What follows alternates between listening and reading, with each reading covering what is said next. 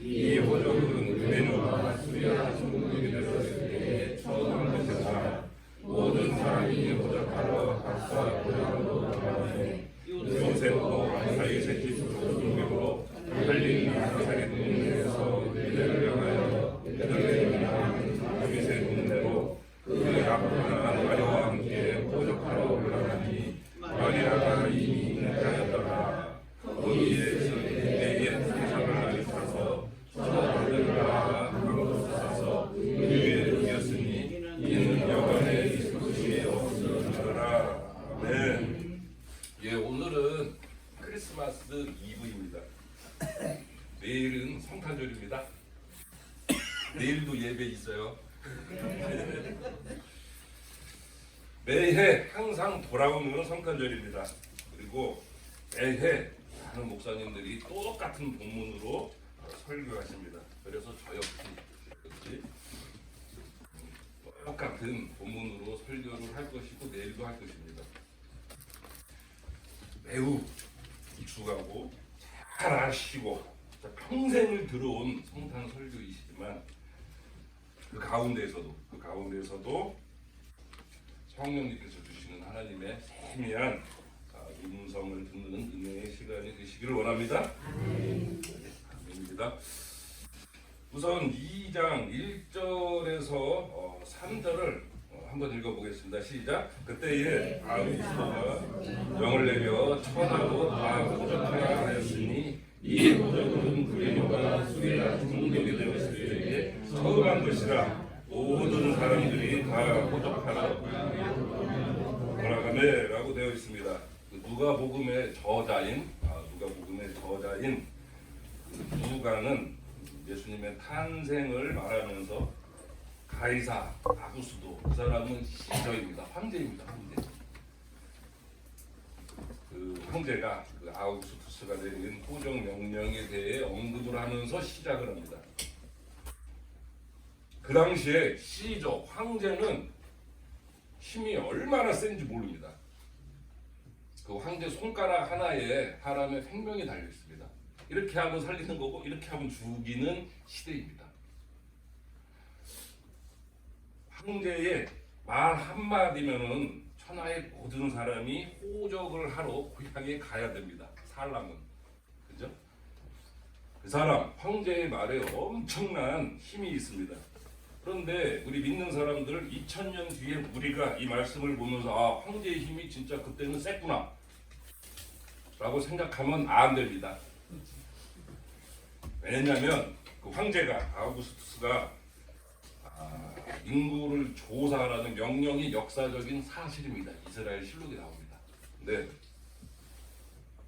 사실 보면 그 명령이 구약에서 나오는 예언을 성취하기 위해서 현재 그 나사렛에 있는 배가 부른 마리아와 요셉이 베들레헴으로 이동하는 장면입니다. 그 예언의 말씀이 뭐였냐면은 미가서 5장 2절 말씀입니다. 우리 한번 다 같이 보겠습니다. 구약 1294쪽입니다. 미가서 5장 2절입니다. 구약 1294쪽에 있습니다.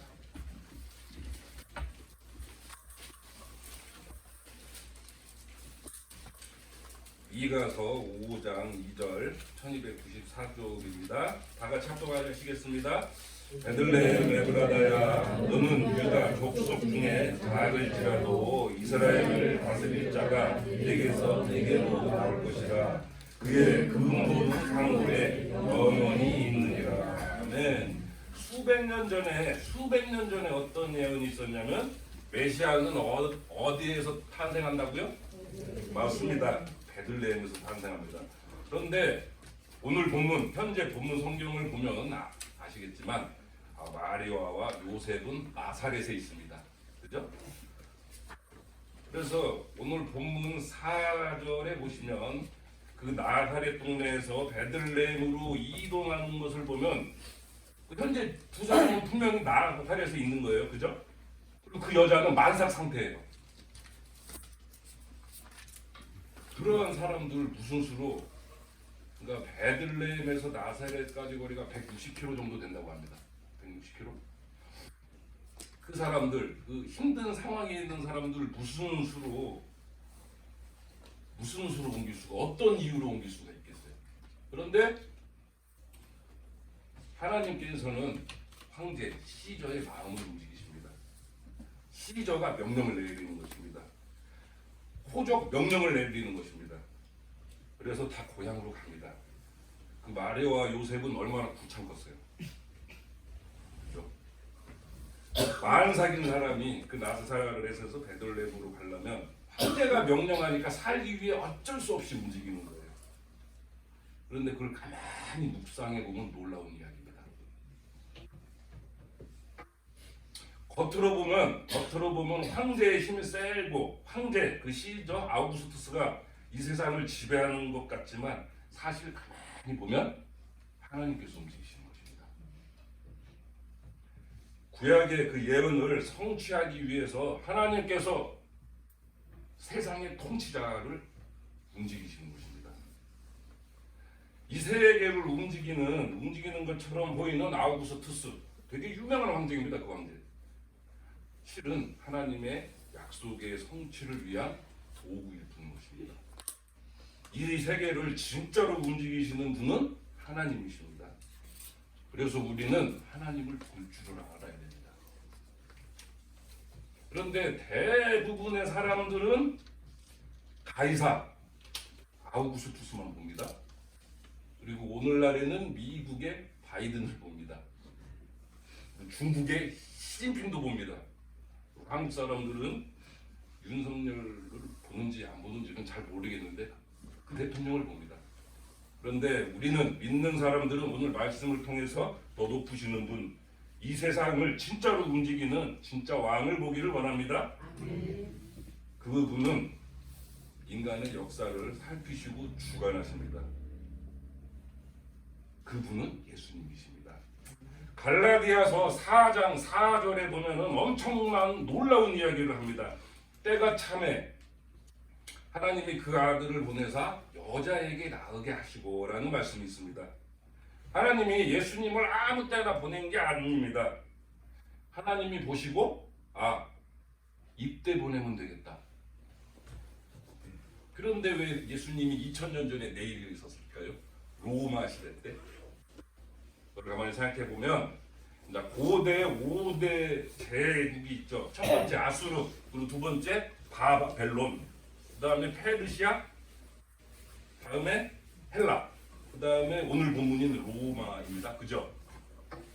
예수님은 아수르 시대에 낳지 않으셨어요. 그죠? 그 다음에 바벨론 시대에도 안 나셨고 페르시아 시대에도 안 오셨습니다. 헬라 시대에도 안 오셨습니다. 로마 시대에 예수님이 탄생하셨습니다. 그래서 성경은 분명히 말합니다. 하나님이 보시기에 알맞은 때라고 로마 시대를 말하고 있습니다. 왜 그런지 알고 계세요? 그 역사 공부를 조금만 한 사람이면 알 수 있습니다. 우리 학생들은 알 수 있어요.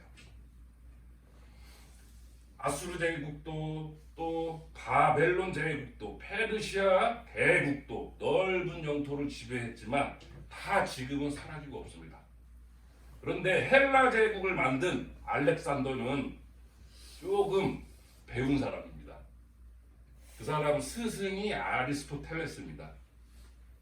그래서 그 아리스토텔레스로부터 철학도 배우고 또 역사를 배우면서 알렉산더가 깨닫는 한 가지가 있습니다. 땅만 지배해서는 아무 소용이 없다. 옛날에 대제국들을 보니까 다 사라지고 없는 걸 봤거든요. 그래서 알렉산더는 사람들의 정신세계를 지배해야 된다 라는 것을 깨닫습니다. 그 사람의 정신세계를 지배하는 것은 핵심, 언어를 지배하는 것입니다. 옛날에 우리나라도 일제강점기 시대에 그 일본이 그 언어, 문자를 쓰지 못하게 했어요. 같은 맥락입니다. 그것을 그것을 일찍이 알았던 알렉산더 대왕은 다른 이전의 대제국과는 틀리게 자기가 정복한 지역의 언어를 사용하게 합니다. 그래서 언어가 통일이 됩니다. 그게 헬라어예요. 그 이전 제국의 그 주인들은 언어를 건드리질 않았는데 알렉산더 대왕은 가는 곳마다 헬라어 사용을 강조해서 고대 근동 세계의 언어가 헬라어로 통일이 돼버립니다. 그 옛날에 고대 근동 사회 그런 생각을 했다는 게 엄청난 거예요. 그리고 그 후에 로마 시대가 되었습니다. 로마 제국은 또 다른 놀랄 일을 또 하는데 팍스로마라는 얘기 들어보셨어? 힘에 의한 평화, 강력한 군사력에 의한 평화. 그 강력한 군사력으로 치안이 굉장히 잘 유지됩니다. 그리고 하나 더, 모든 길은 로마로 통한다는 거. 로마가 군사적인 목적으로 아니면 치안을 목적으로 한 그 길, 기가 막히게 잘 닦았습니다. 잘 보시면 헬라 시대의 언어가 한 개로 통일되고 그리고 로마 시대의 길이 하나로 통일되고 세계 어디든지 갈 수 있는 그 길, 그 두 가지가 선교의 깃틀이었습니다. 사실 준비된 거였습니다. 그래서 예수님이 제자들에게 뭐라고 했냐면 너희는 모든 민족에 가서 복음을 전파하라라고 했습니다. 근데 언어가 달랐다면 힘들었을 것이고 치안이 불안했다면 힘들었을 것입니다. 그래서 로마 시대 그때 얘가 하나님이 보시기에 때가 찼었었고 그래서 그 순간에 아들을 보낸 것입니다. 알렉산더 대왕도 하나님의 도구였을 뿐입니다. 로마의 가이사도 하나님의 도구였을 뿐입니다. 그런데 사람들은 몰랐어요. 세상을 알렉산더가 통치하고 가이사가 통치한다고 믿었습니다. 그런데 분명한 것은 하나님이 통치했다는 것을 오늘 본문 1, 2절을 통해서 알 수가 있습니다.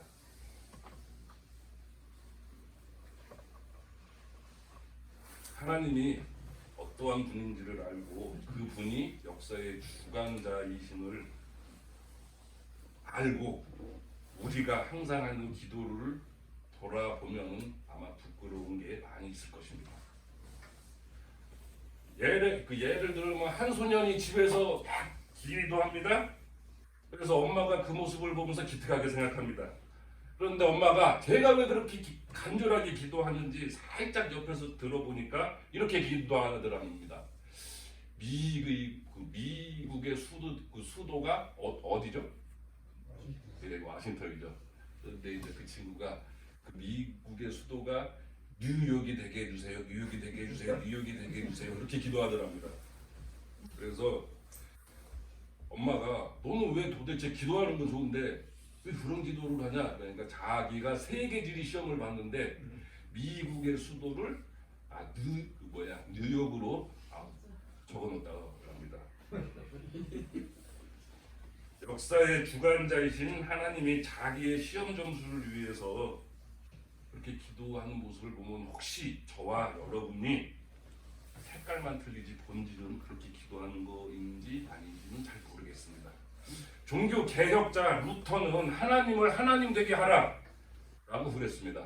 하나님을 하나님 되게 하라 합니다. 그런 저와 여러분이 되시기를 바랍니다. 그리고 그 다음에 예수님의 탄생을 보겠습니다. 4절을 보니까 요셉이 다윗의 집 족속이므로 갈릴리 나사렛 동네에서 유대를 향해서 베들레헴이라는 다윗의 동네에 갑니다. 약혼한 마리아와 함께 갑니다.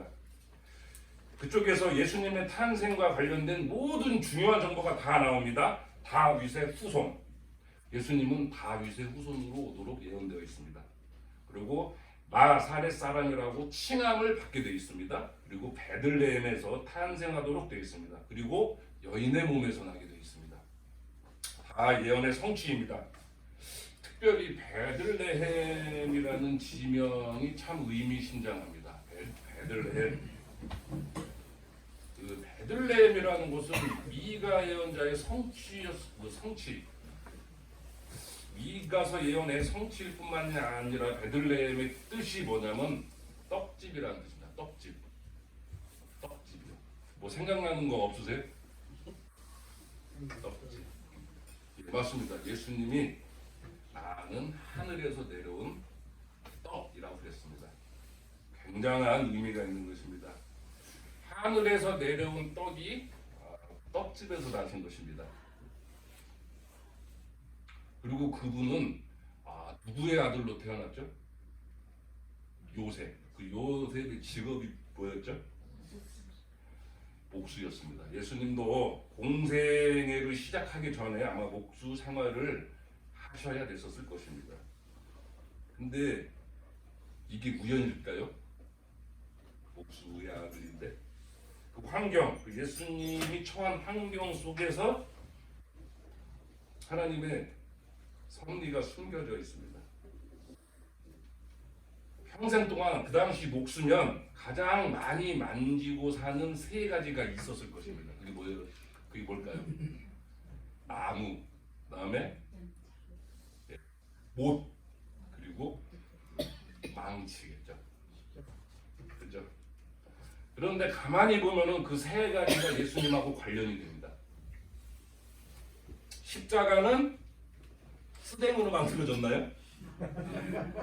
나무로 만들어졌습니다. 그리고 예수님은 양손과 발에 큰 못으로 박히셨습니다. 뭘로? 망치로.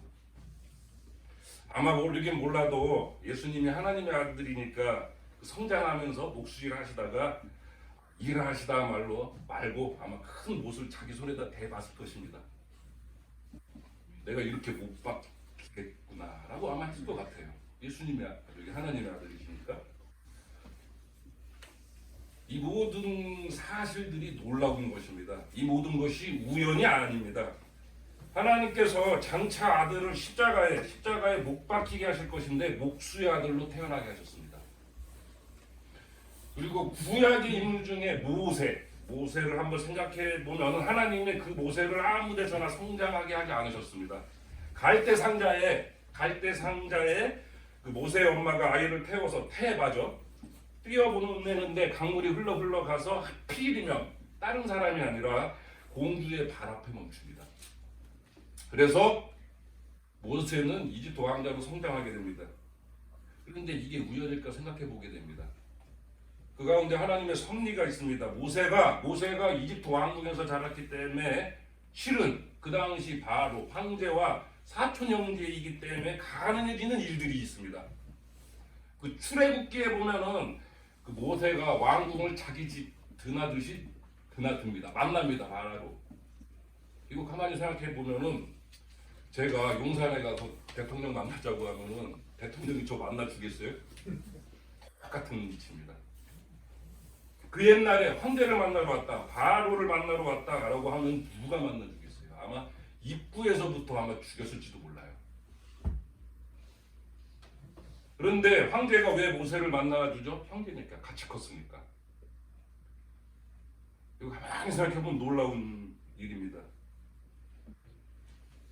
그 모세는 아마 그렇게 느꼈을 것 같아요. 자기가 왕궁 앞에서 바로의 사촌 형제임을 알았을 때 병사들이 칼을 치워주겠죠. 그때 하나님의 놀라운 섭리를 느꼈을 것 같아요. 이유가 있구나. 그것은 우리에게도 마찬가지입니다. 우리의 환경 속에 숨겨진 하나님의 뜻과 섭리가 있을 줄로 믿습니다. 저도 마찬가지입니다. 저는 목회 도중에 건강상의 이유로 중도 하차한 목사의 아들로 태어났습니다. 그래서 하나님께서 이어서 목회하라고 제가 나이 먹고 안수받았나 싶습니다. 이어서 목회하라고. 여러분의 인생에도 다 하나님의 섭리가 있을 줄 믿습니다. 여러분의 처한 환경 속에서도 하나님의 섭리가 분명히 있습니다. 그 섭리 속에서 하나님의 사명을 발견하시기를 바랍니다. 또 놀라운 것은 7절에도 보니까 7절에 보겠습니다. 첫 아들을 낳아 강보로 사서 부위에 뒤었으니 이는 여관에 있을 곳이 없었습니다. 메시아가 구약의 예언대로 이 땅에서 태어났는데 그 메시아가 태어날 곳이 없습니다. 그래서 말 구유에 뒤어 있습니다. 충격인 것입니다. 하나님의 아들인데 이 세상을 구원할 메시아인데 예수님께서 이 땅에 오셔서 제일 먼저 경험한 것은 거절이었습니다. 모든 영화관에서 거절을 했습니다. 요셉과 마리아 그리고 그 뱃속에 있는 예수님을 거절한 이유는 딱 하나입니다. 당신네들을 위한 공간은 없다라는 것입니다. 방이 다 찼다라는 것입니다. 요한복음 1장 11절에 어떤 말씀이 있냐면 자기 땅에 오매 자기 백성이 영접하지 않았다라는 말이 있습니다. 자기 땅에 왔어요. 그죠? 근데 하나님의 아들이 자기 땅에 왔어요. 근데 거절당했어요. 생각해보면 여관 주인들이 특별히 나쁜 사람들이 아닙니다. 그죠? 나빠서 그런 게 아니에요. 근데 이유는 단순합니다. 이미 여관방이 사람들로 가득 차 있었기 때문에 정말로 예수님이 그 안에 들어가실 수 없었던 것 뿐입니다. 나쁜 사람들이 아닙니다. 그냥 공간이 남아있지 않은 거예요. 이 말씀을 묵상해 보시기 바랍니다. 어디 여관 주인들 뿐이겠어요? 그죠? 오늘날 수많은 사람들이 예수님을 거절합니다. 그리고 말합니다. 삶이 너무 바쁘다고, 힘들다고, 여유가 없다고. 지금 신앙생활을 할 때가 아니라고.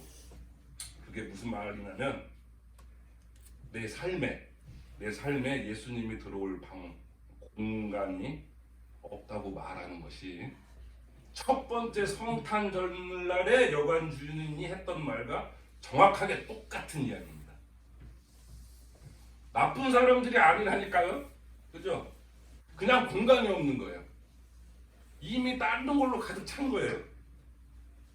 내 삶에, 내 인생에, 내 시간에 예수님 말고 다른 걸로 가득 차 있기 때문에 예수님이 들어갈 자리가 없는 것입니다. 그게 진짜 팩트인 것입니다. 얼마 전, 몇 년 전에 그 유행했던 노래가 있는데 내 속에, 이거 한번 맞춰보세요. 내 속에 내가 너무도 많아서 당신의 쉴 곳이 없다. 그리고 내 속에 헛된 바람들이 너무 많아서 당신이 편하게 쉴 곳이 없다. 내 속엔 이미 어쩔 수 없는 어둠이 가득 차 있어서 당신의 쉴 자리가 없고 슬픔이 많아서 가시나무 숲 같아서 내 속에 쉴 곳이 없다. 그게 누가 불렀게요? 예? 오, 맞아요. 근데 그거를 누가 편곡해서 불렀죠? 예, 맞습니다. 그게 원래 신앙 고백의 시예요. 어이구, 굉장히 앞서 나가십니다. 근데 진실한 그게 신앙 고백의 노래입니다. 근데 그게 잘못돼가지고 이제 가요가 되는데 그게 원래 CCM입니다. 내 속에 내가 너무나 많고 또 주님이 편하게 내 속에 쉬실 것이 없고 내 속에 헛되한 바람들이 많아서 주님이 편하게 계실 곳이 없다는 그 말, 그 노래를 들으면 참 마음이 복잡해집니다. 제가 이제 물어보겠습니다. 그렇죠? 혹시 저와 여러분들의 마음은 어떠한지 점검해 보고요. 내 인생에, 내 스케줄에, 내 시간 가운데 예수님의 들어갈 공간이 있는지, 내 죄의 짐을 지신 그분을 위한 방은 없는지, 아니면 예수님이 거기에 들어가겠다고 문두리는데 혹시 공간은 있는지 점검해 보시기를 원합니다.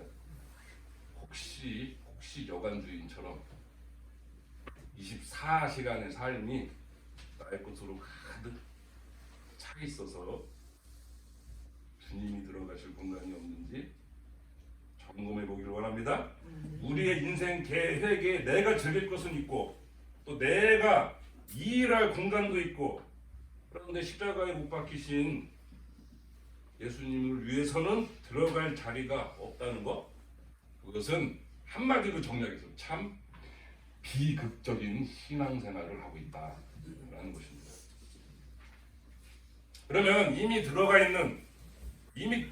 있는 것들이 너무 많아서 그 예수님을 위한 방이 없으면 그런 우리가 어떻게 해야 되나요? 쉽습니다. 공간은 어차피 한정되어 있습니다. 시간도 똑같이 한정되어 있습니다. 그럼 어떻게 해야 예수님이 내 삶에 들어오실 수 있을까요? 한 가지밖에 없어요. 맞습니다.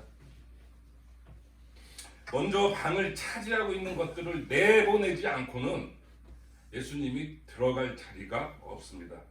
우선순위를 결정하는 것. 이미 요간방에 가득 차 있는데 먼저 온 사람을 내보내지 않고는 들어갈 수가 없습니다. 그래서 우선순위를 재조정하셔야 될 것입니다. 우리 솔직하게 말하면 우리가 아무리 바빠도 우선순위에 따라서 얼마든지 시간과 공간은 만들어낼 수 있습니다. 그런데 왜 그 공간이 없냐? 당연한 말이지만 예수님이 우선순위가 아니니까 그래요.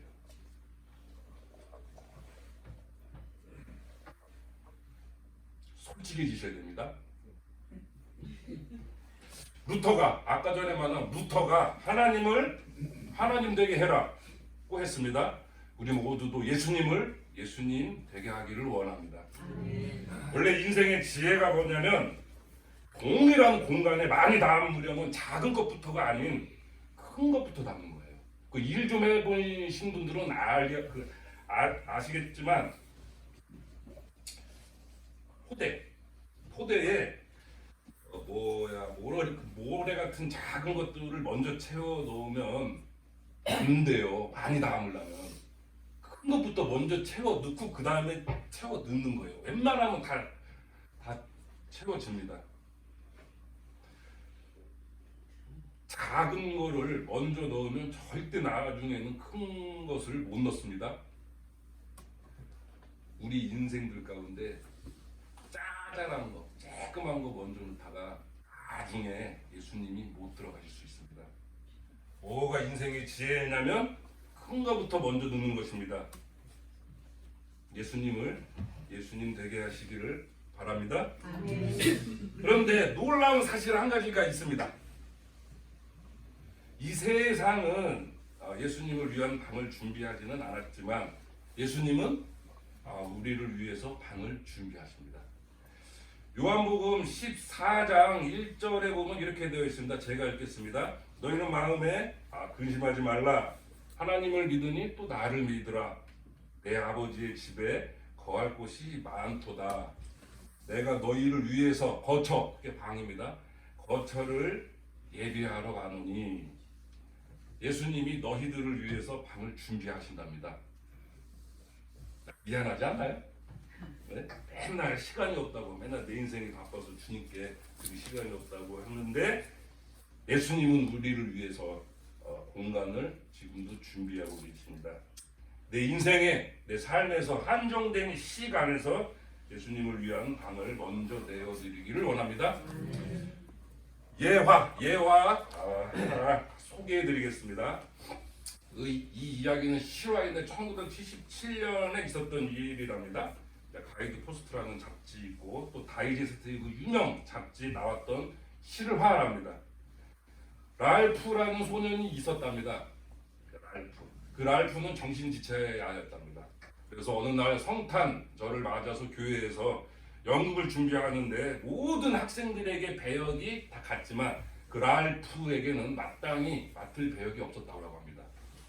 그런데 랄프는 너무나도 연극을 하고 싶은 거예요. 그래서 교회 선생님한테 살짝 부탁했습니다. 하고 싶다고 연극. 그래서 고민에 빠진 선생님은 어쩔 수 없이 가장 간단한 배역을 맡겼다고 해요. 그게 여관주인이었다고 해요. 한마디만 하면 되는 거. 방 없어요. 한마디만 하면 되는 거. 그죠? 그래서 연극이 시작되었답니다. 그래서 그 마리아하고 요셉이 여관문을 두드리면서 말했습니다. 빈방 있어요? 하니까 많은 사람들이 그 랄프를 주목해서 봤다고 합니다. 혹시 실수하지 않을까? 근데 랄프가 말했답니다. 방 없어요. 그래서 사람들이 모두 안도했답니다. 그런데 한 번 더 요셉하고 마리아가 물어봤답니다. 방 있어요? 자 이렇게. 그러니까 이제 사람들은 랄프가 한 번만 더 말 잘하고 이제 연극이 잘 되겠다라고 생각을 했는데 그때 마리아와 요셉의 모습을 본 랄프가 갑자기 울먹이면서 이렇게 말했답니다. 실은 방 있어요. 제 방에 와서 쉬면 돼요. 랄프가 큰 사고를 친 겁니다. 그러나 그 사고는 위대한 사고였습니다. 주님께 기꺼이 내 방을 내어드리는 것이었기 때문입니다. 그래서 이 이야기를 모티브로 해서 태어난 연극이 한국에서 빈방 있습니까? 라는 연극입니다. 정리해 보겠습니다. 내 인생의 달력에서, 내 인생의 스케줄에서 그 우리들이 처한 환경과 상황 속에서 하나님의 섭리가 있음을 깨달으시기를 바랍니다. 그 섭리 속에서 하나님이 내게 주신 사명을 발견하시기를 바랍니다. 그리고 스쳐가는 시간, 한정된 시간 가운데 나의 일을 위한 시간, 공간이 있고 내 즐길 것을 위한 시간과 공간이 있는데 정작 내 죄의 짐을 지시기 위해 십자가에 못 박히신 예수 그리스도를 위한 공간과 시간이 없다고 느끼신다면 진지하게 회개하셔야 될 것입니다. 우리 모두가 예수님이 우리 삶 속에 들어오실 수 있도록 예수님을 위한 방을 먼저 내어드리기를 원하겠습니다. 찬송하시겠습니다. 108장입니다.